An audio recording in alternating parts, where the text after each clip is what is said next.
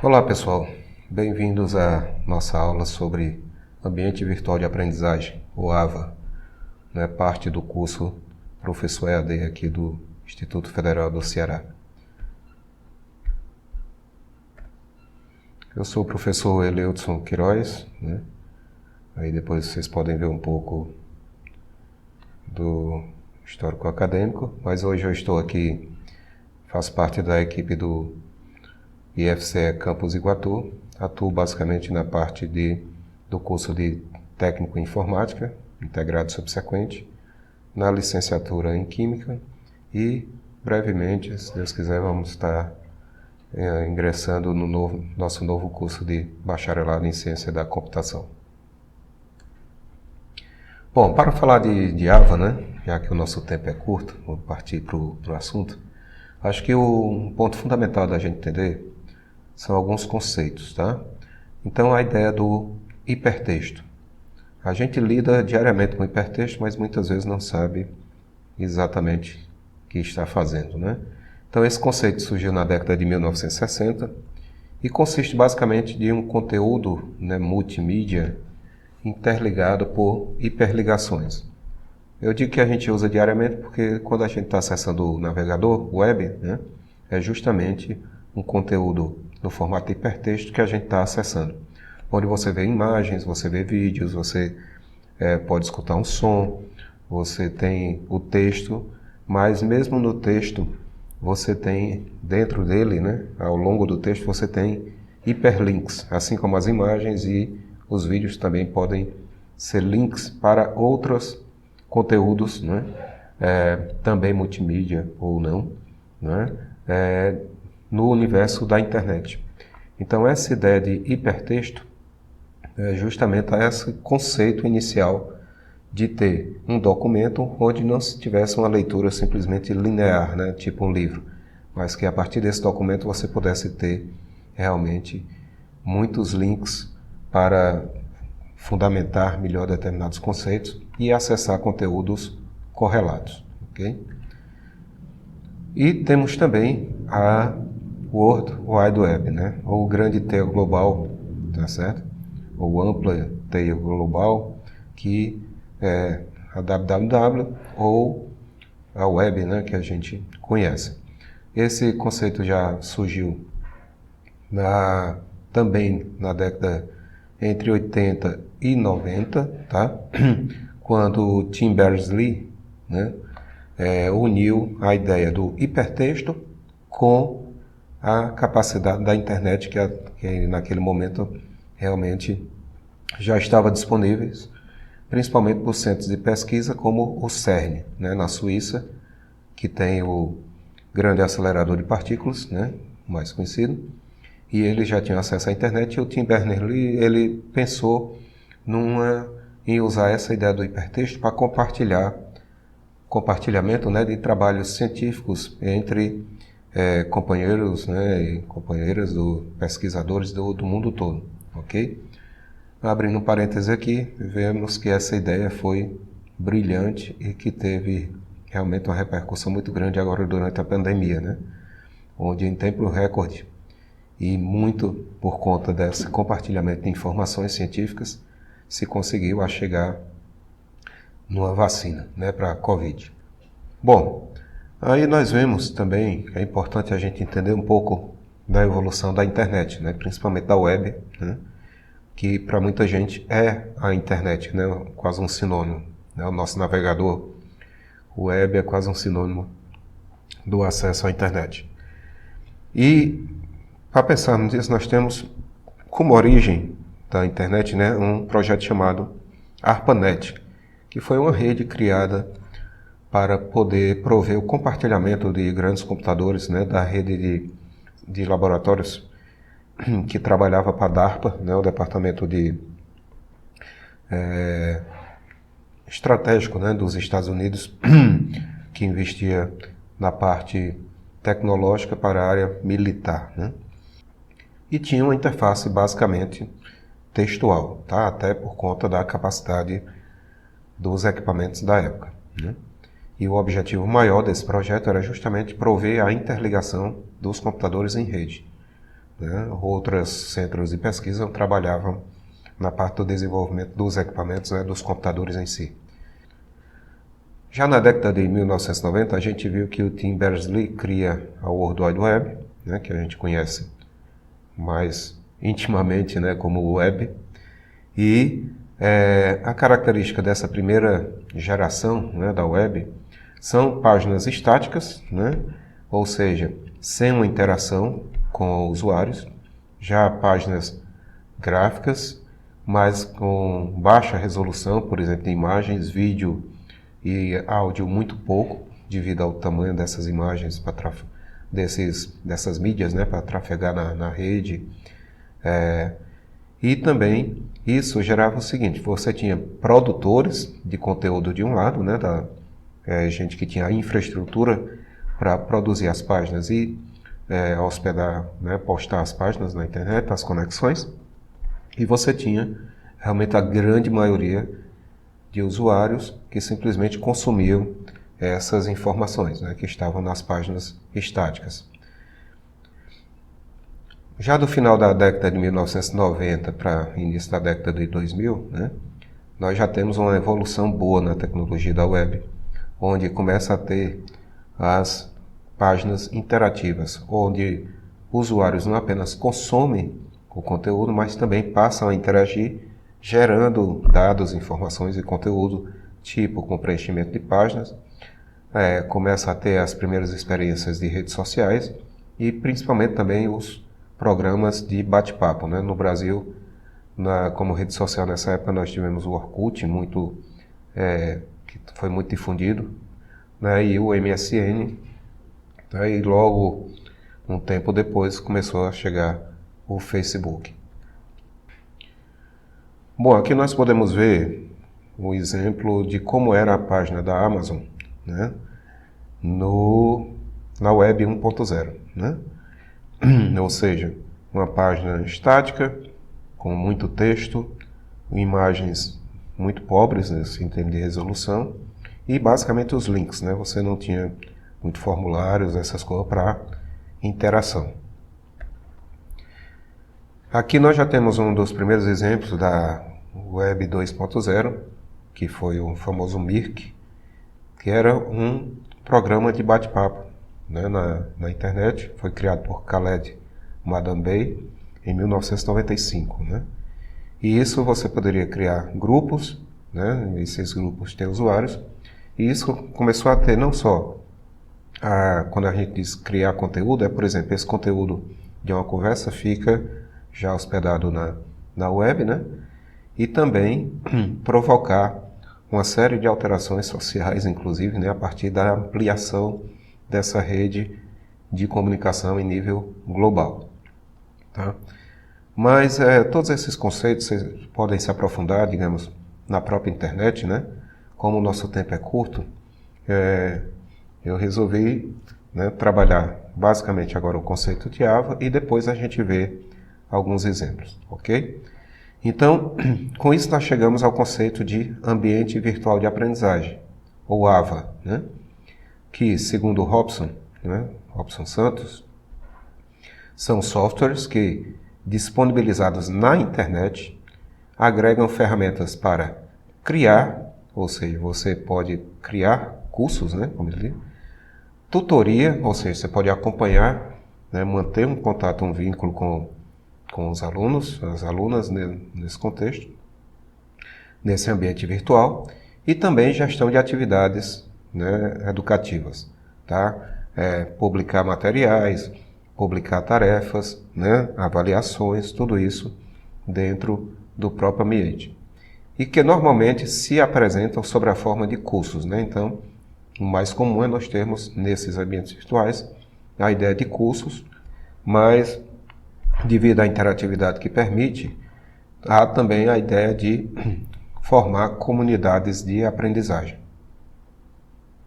Existem, na verdade, muitos AVAs, né, disponíveis, embora não sejam tão conhecidos das pessoas e até mesmo, né, de docentes, ok?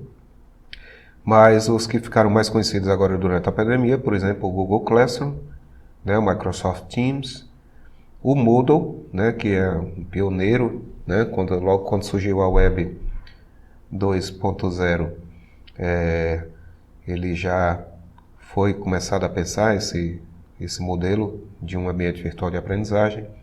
Tem o OpenEdX, né, Web Aula, Tutor, né, sistema acadêmico, Blackboard. Alguns são sistemas fornecidos apenas na web, outros são softwares proprietários, outros softwares livres, como o Moodle, né, e muitos outros, tá, que não caberia aqui.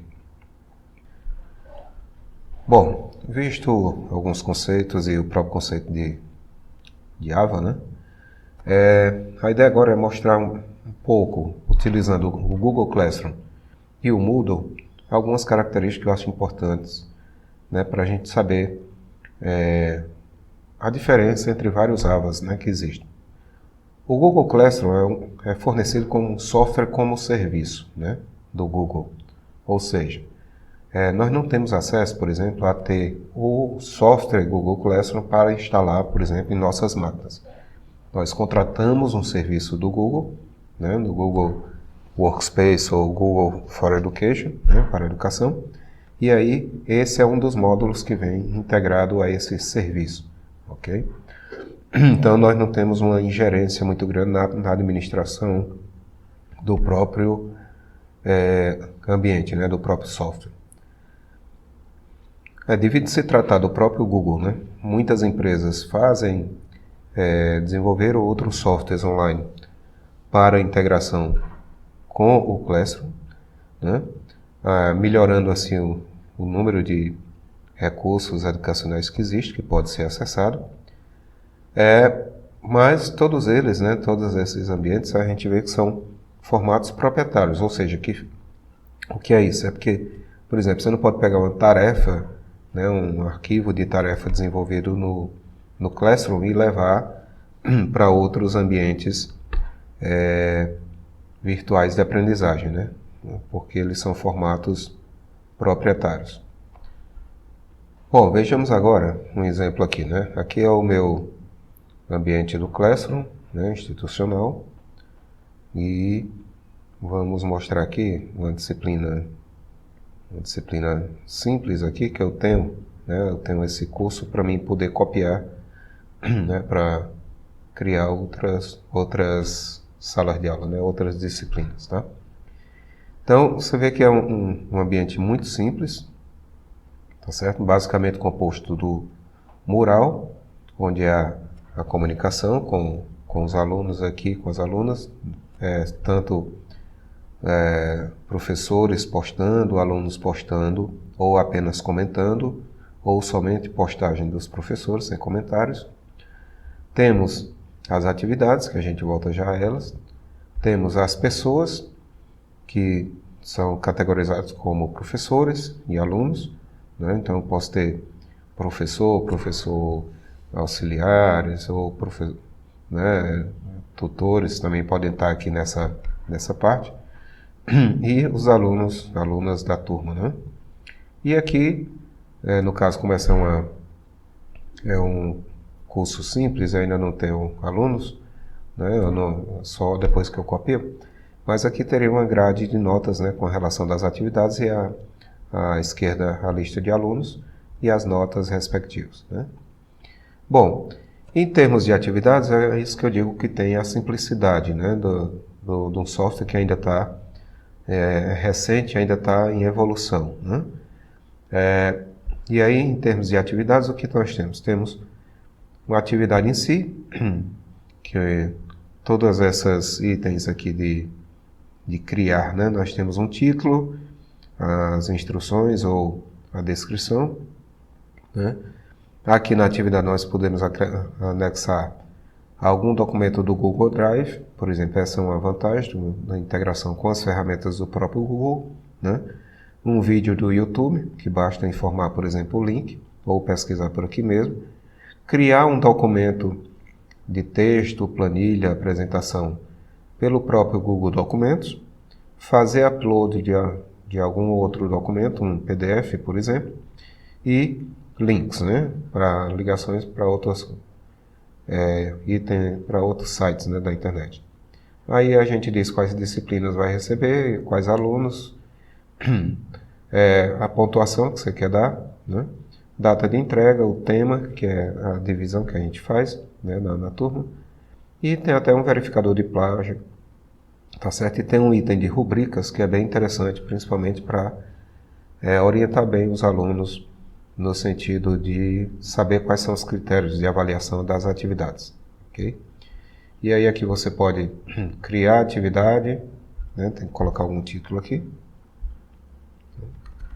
Então, até ele libera. Aí você pode criar atividade, agendar essa atividade para um determinado dia e hora, salvar um rascunho para continuar depois, ou descartar o rascunho, se você quiser desistir de criar essa atividade. A atividade com teste basicamente é a mesma coisa, só que ele já traz um formulário que vai ficar, no qual você pode fazer uma espécie de questionário, né? E a partir desse formulário, do preenchimento desse formulário, né, da resolução das questões, dos vários tipos, você pode importar notas aqui para a atividade, né? E aí temos pergunta, que basicamente é só, como o nome diz, uma pergunta que os alunos podem responder, que você atribui notas. Material, que é o que você pode disponibilizar nos vários formatos, né? Vídeo, áudio, texto, PDF para subir e tal, qualquer tipo de documento. Você pode reutilizar algumas desses itens criados, né? Reutilizar em outras turmas, por exemplo. E o tema nada mais é do que essas subdivisões aqui que são feitas. Então a interface, como eu disse, é bastante simples aqui. Você pode renomear, excluir, copiar um determinado item, né? E aqui também, dentro das atividades, você pode voltar a editar, excluir. E temos as configurações da turma, que também são bem simples. Certo? Basicamente nome, tudo e algumas características gerais. Uma vantagem, né, como eu já falei, é a integração com outras ferramentas do Google. Por exemplo, como o Google Agenda, pasta no Google Drive, né, que ele já cria. E também, dependendo do plano que você contrata, né, você pode também ter uma boa integração com o Google Meet, né, para fazer aulas online, ao vivo, como a gente utilizou bastante durante a pandemia. E a integração, por exemplo, com outros softwares, tipo Kahoot, que você pode ter aqui uma conta no Kahoot e fazer suas atividades, integrar lá diretamente aqui do Kahoot com o próprio Classroom, tá? Mesma coisa com Padlet e muitas outras ferramentas. Todas elas também software como serviço. Há uma vantagem porque você tem uma diversidade boa, né, dessas ferramentas que estão surgindo, desses ambientes, né, mais específicos, que não é um ambiente virtual de aprendizagem como um todo, mas são sites voltados para determinadas atividades mais específicas. Mas há uma desvantagem de que as contas gratuitas normalmente são recursos mais limitados e que você precisaria não só pagar por vários outros ambientes para ter um conjunto mais robusto de atividades, mas também ter que administrar cada uma dessas contas e desses sites, né? Então isso realmente requer ou um conhecimento técnico melhor de docentes, né? Ou uma equipe realmente que possa trabalhar isso para o corpo docente da determinada instituição que use, né? Bom, agora nós vamos ver um pouco do Moodle, tá?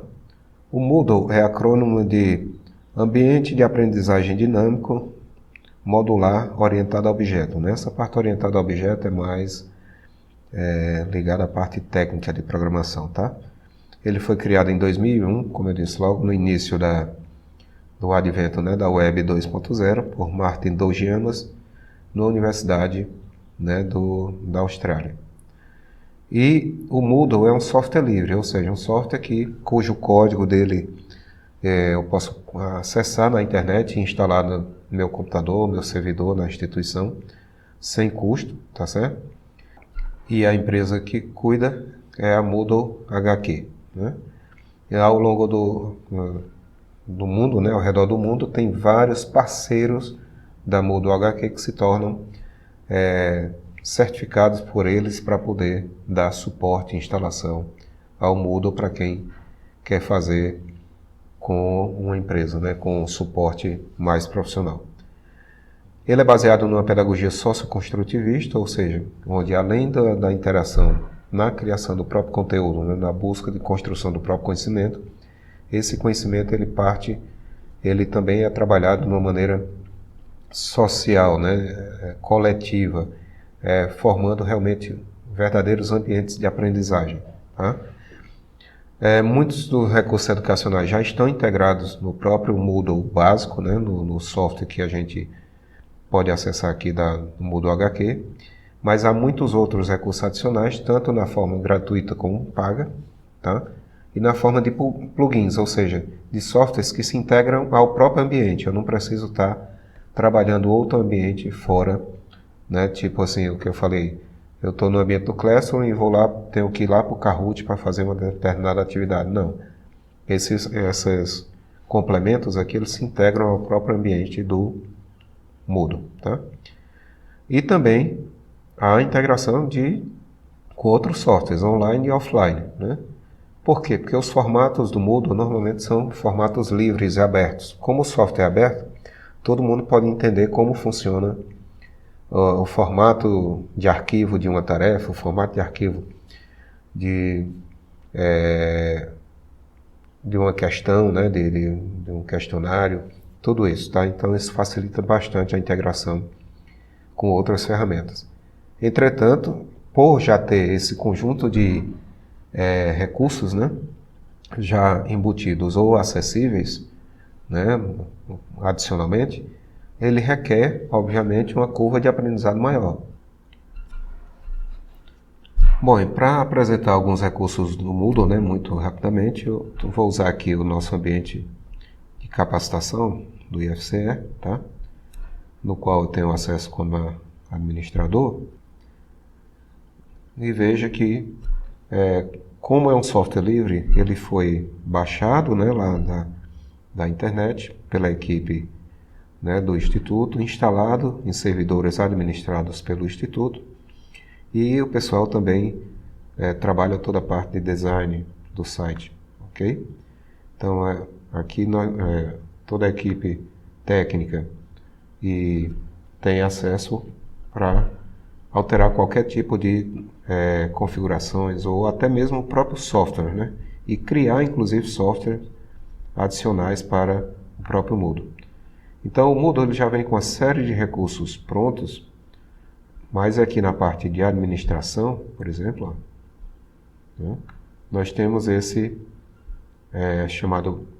menu chamado plugins aqui, onde os plugins nada mais são do que, né, plug, né, no sentido de encaixar, né, que são recursos que podem ser inseridos, né, que podem ser incluídos no próprio ambiente aqui, tá certo? Inclusive muitos plugins, né, da parte de formatos de curso e também aqui de tipos de questão, atividades, né, que podem ser inseridas e muitas outras coisas, tá certo? Relatórios para gestão, para entender melhor como está sendo o desempenho das turmas, de alunos, de uma série de pormenores, inclusive que ajuda bastante tanto a gestão acadêmica como a gestão do próprio ambiente, né? Ok? E na parte de curso, né? Nós podemos ver aqui, vamos pegar aqui um curso bem simples, né? Que é esse aqui que eu tinha também como exemplo, né? Para os meus alunos aqui da parte de licenciatura em Química, que é a introdução aliás, a informática aplicada ao ensino, tá? E aí eu mostrava, né, como funcionava algumas das atividades. Então veja que você tem também, você pode customizar aqui a parte do sumário, né, do curso aqui, a parte inicial, né? E também você pode colocar tópicos, tá certo? Tópicos aqui, ó, notas. E aí você tem, novamente, ó, lá nós tínhamos os alunos, né? Aqui nós temos, lá é pessoas, né? Aqui temos participantes, emblemas, competências a atingir, baseado, por exemplo, na taxonomia de Bloom, você pode organizar aqui. As notas também, que você pode pegar como está o andamento, né, dos alunos e das atividades, tá certo? Mas o interessante aqui é a diversidade de atividades já existentes. Então, por exemplo, a gente pode acrescentar aqui, né, clicar aqui e começar a customizar a turma. E aqui nós podemos adicionar atividades ou recursos. Tá? E aí nós vemos que já existe uma série de outras coisas que a gente pode fazer. Por exemplo, base de dados, ou seja, pode ser criado um verdadeiro banco de dados de informação, né, pelos alunos, né, completando essas informações. Bate-papo aqui mesmo. Conteúdo interativo do H5P, onde ele permite, por exemplo, a gente colocar vídeos com questões dentro do próprio vídeo, apresentações e uma série de outros arquivos com questões embutidas no próprio vídeo. Isso aqui a gente precisaria fazer de maneira externa, né, no Classroom. Tá? Escolha, né, que é tipo pesquisa, alguma ferramenta externa que a gente queira utilizar, fóruns de debate, glossário, né, fazer um glossário de termos sobre um determinado tema, laboratório de avaliação. A lição é tipo a tarefa, tá? Quiz offline, onde o aluno pode responder offline e depois trazer para cá, né? Pacote SCORM. Esse SCORM é um padrão onde de objeto educacional que ao você criar, você pode colocar em repositórios de objetos educacionais e algum outro ambiente virtual de aprendizagem que utiliza esse padrão pode importar, tá? E existe muita coisa na internet. Pesquisa, tá? Pesquisa de avaliação, ó, todos eles aqui têm a descrição. Modo de atividade fornece uma série de instrumentos de pesquisa validados. Questionário, que seria a atividade com teste lá do Classroom, né? Ou seja, você tem questionário, só que também o questionário aqui tem uma diversidade bem maior de tipos de questão. Uma tarefa, semelhante aqui temos lá, onde o aluno vai ter que subir algum tipo de arquivo, né, de resposta à tarefa. E o wiki, que é a construção de páginas páginas de hipertexto coletivamente, ou seja, você pode criar grupos e esses grupos, ou individualmente mesmo, criarem uma página tipo web, né, coletivamente, com todo o registro de quem fez o que e tal, para ficar disponível. Tá? E outros recursos, né, que aqui seriam, se aqui a parte de cima é avaliativa, né, então ele divide em duas categorias, atividades.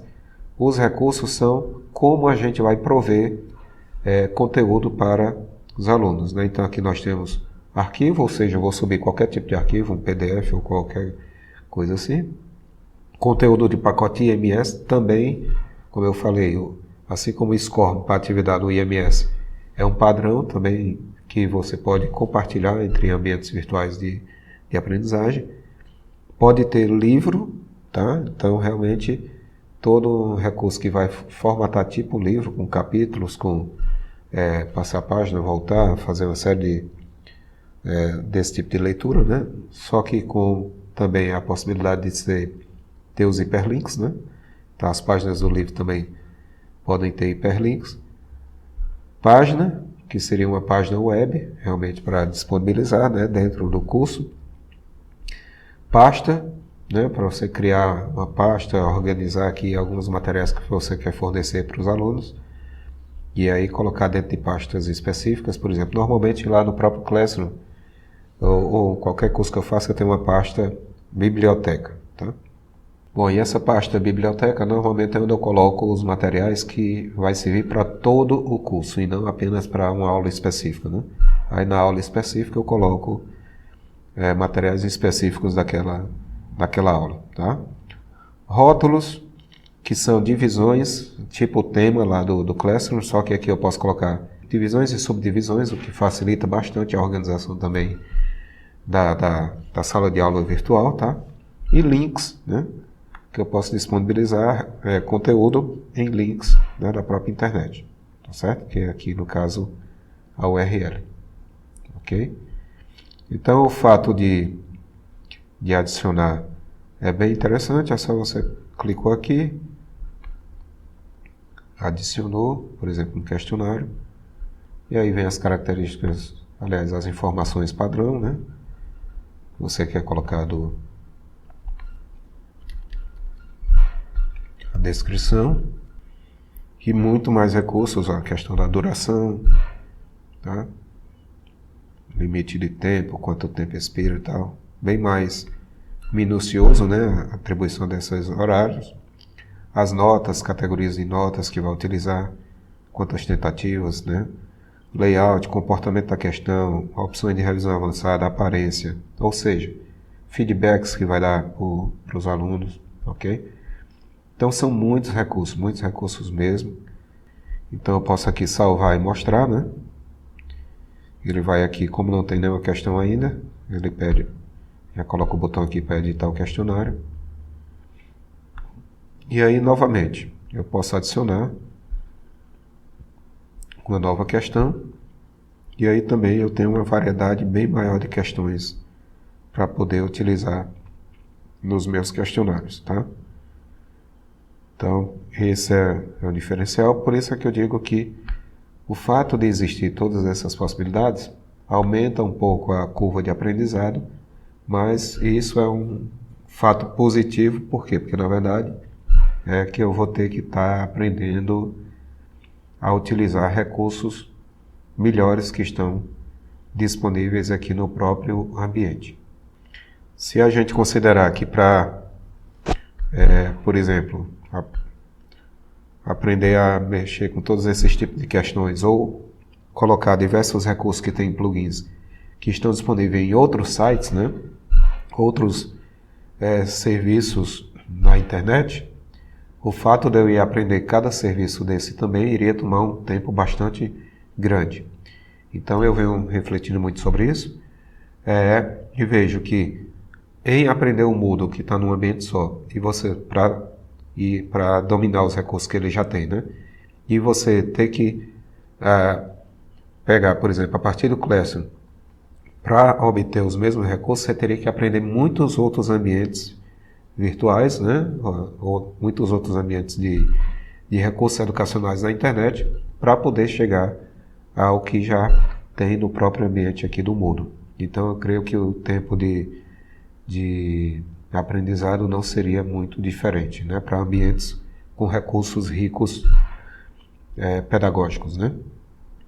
Bom, como o tempo não é muito, né? Vamos voltando aqui para finalizar, tá? E a ideia foi apresentar conceitos básicos, que eu acho que a partir daí podem ser expandidos, e mostrar um pouco na prática algumas visões que eu venho tendo sobre essa questão dos diversos ambientes virtuais que tem atualmente, tá certo?